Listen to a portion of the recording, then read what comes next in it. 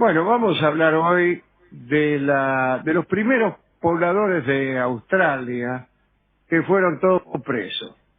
Mm. Hemos hablado del capitán Cook, James Cook. Era un marino impresionante que dio varias vueltas al mundo y cartografió todo. También intentó infructuosamente encontrar la Terra Incógnita, aquel legendario continente austral que después de todo tan legendario no era.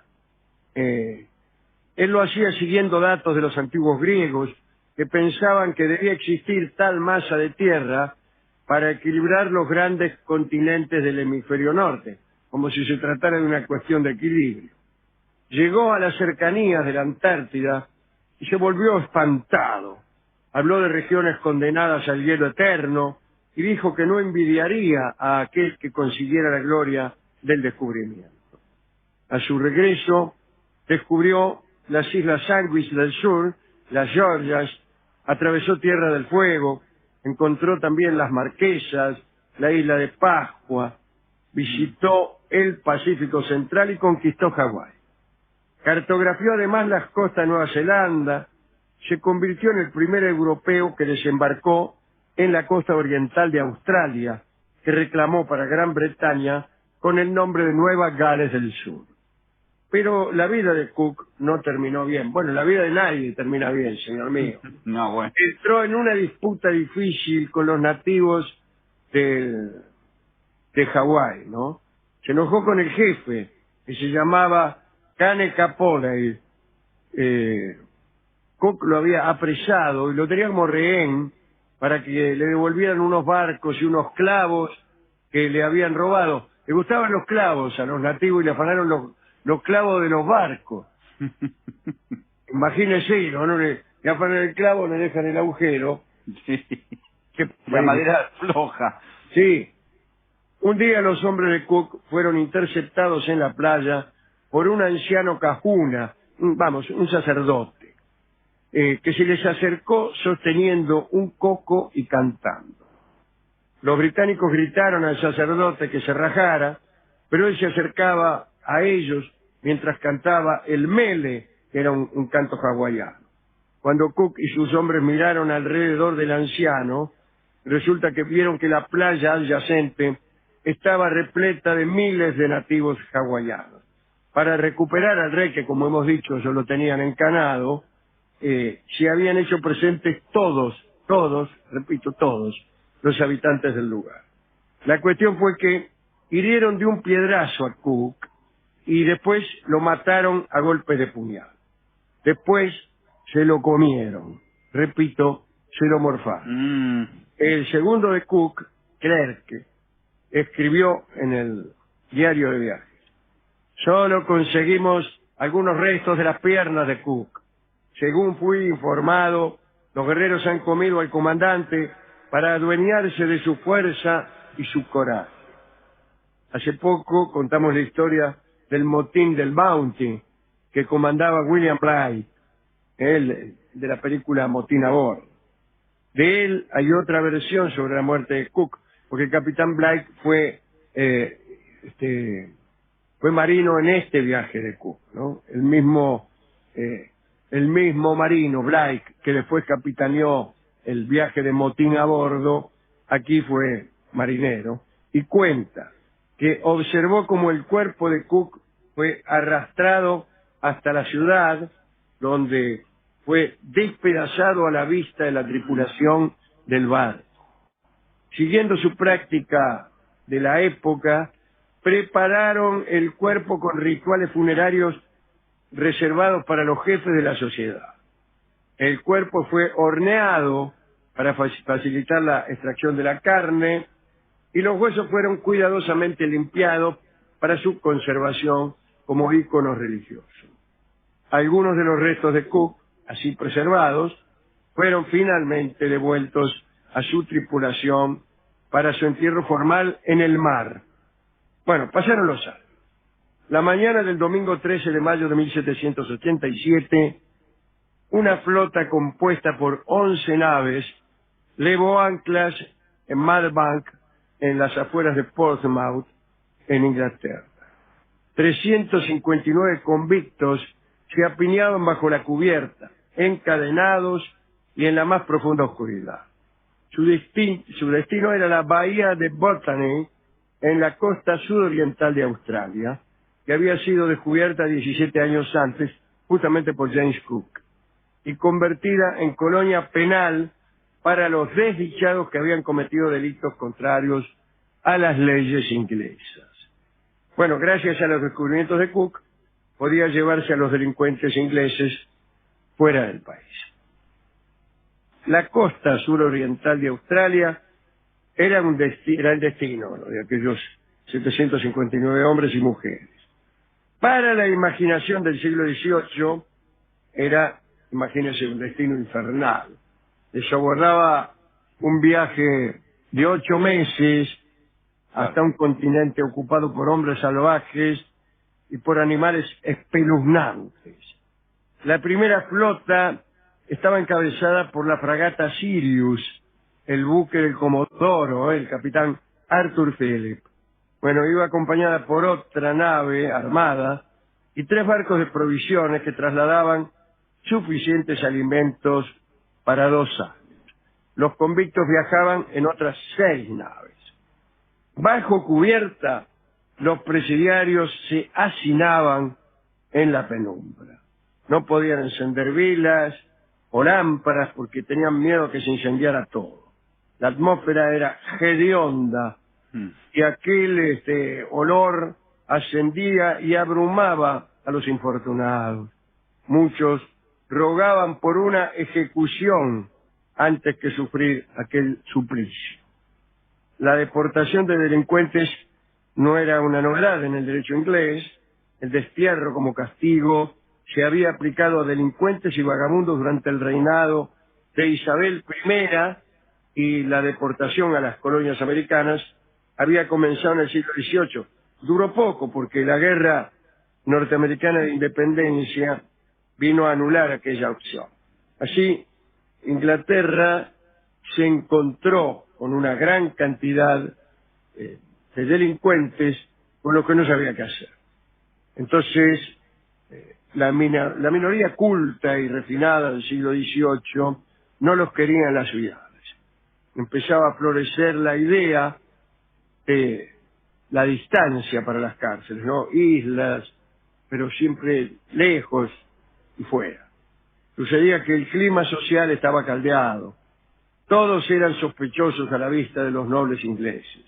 La explotación que se vivía en plena revolución industrial había multiplicado a pobres y a disconformes. Atención, quiero decir, había un código, el código sangriento le llamaban, ¿no?, de la década de 1770. En Gran Bretaña existían 222 tipos de crimen que conllevaban la pena de muerte. Casi todos ellos crímenes contra la propiedad, ¿no? Y entre ellos se encontraban ofensas como el robo de bienes por valor superior a 5 chelines, o cortar un árbol de otra propiedad, robar un animal, cazar conejos en propiedad privada. Y como algunos jueces discutían la severidad de la pena de muerte, recurrieron al transporte forzoso a las colonias como el castigo más común.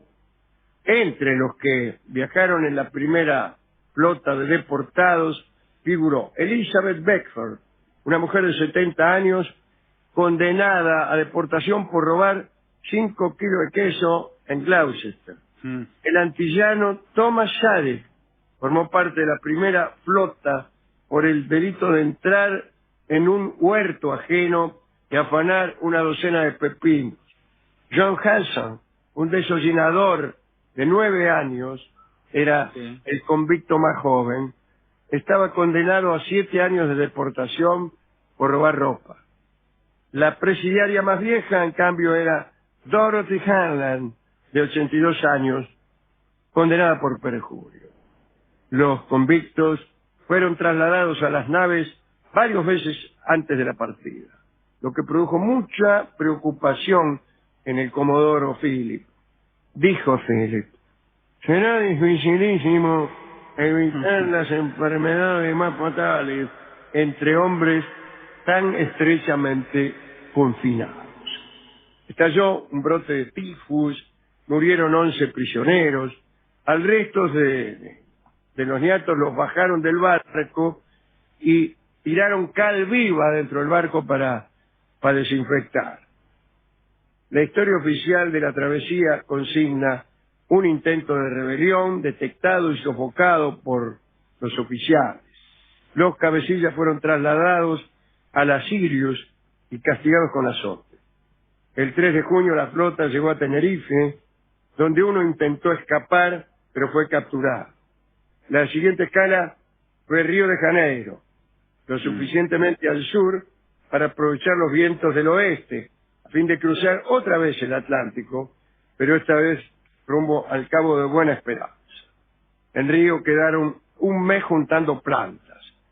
En cuanto dejaron Ciudad del Cabo, el tiempo se descompuso, tempestades por todas partes, y llegaron el 19 de enero de 1788 a la bahía de Botany y a la mañana siguiente fondearon.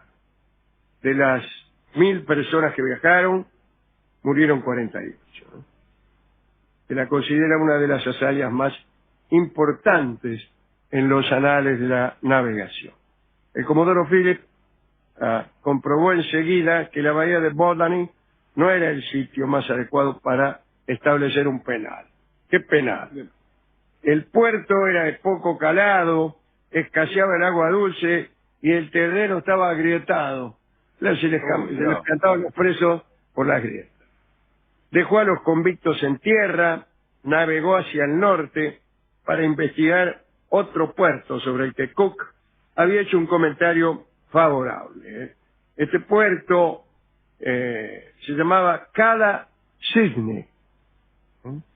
Y después de que se nombrara a Thomas Townshend, entonces era ministro del Interior británico, primer vizconde de Sydney, quedó este niato como jefe ahí de esta ciudad que iba a ser de las más importantes del mundo, que en realidad sus primeros pobladores fueron no vigilantes, los presos. Y los primeros tiempos de la colonia fueron muy difíciles, no había alimentos, los suelos de alrededor de Sydney eran pobres, en fin. Philip también tuvo que adoptar una política hacia los pueblos indígenas de la zona, que vivían ahí cerca de Sydney, ordenó que fueran bien tratados, que cualquiera que matara a un aborigen fuera colgado.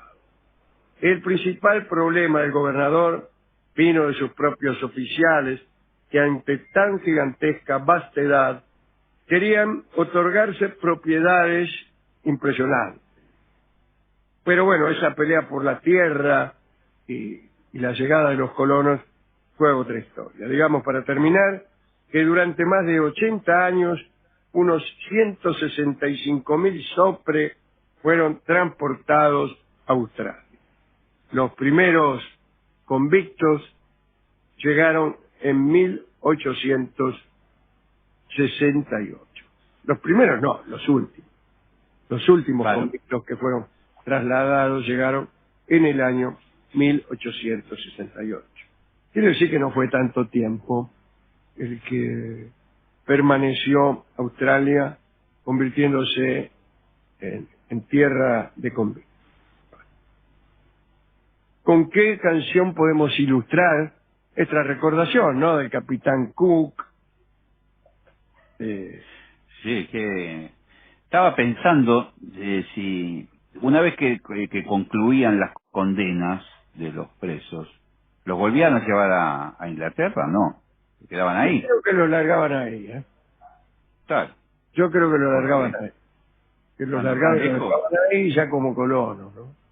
Me parece, claro. Sí, casi siempre pasa así, y además ya hay, salvo en aquellas prisiones donde no hay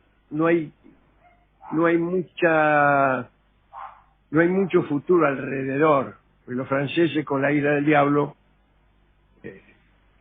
me imagino yo que algunos los volvían a Francia, pero otros no, se quedaban a vivir ahí, hacían familia. Era todo un poco raro, Pues si quieren un día vamos a contar Fíjese, una cosa que nos puede dar una respuesta son los apellidos de Sí. esas tierras.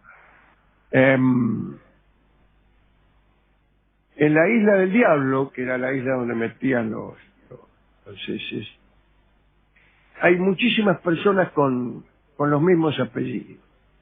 Claro. Y apellidos por ahí de convictos famosos. Claro que se Quiere quedaron decir ahí. que se quedarían allí. Yo creo que se quedaban allí. Se quedaban allí. Pero mañana lo vemos. Vamos a ver. ¿Se le ocurre alguna canción?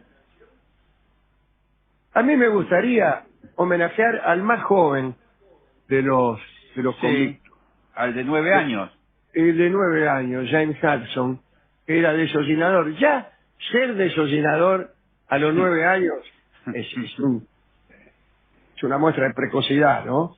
Y ser chorro a esa misma edad también. Y que te manden en cana a Australia por robar ropa también.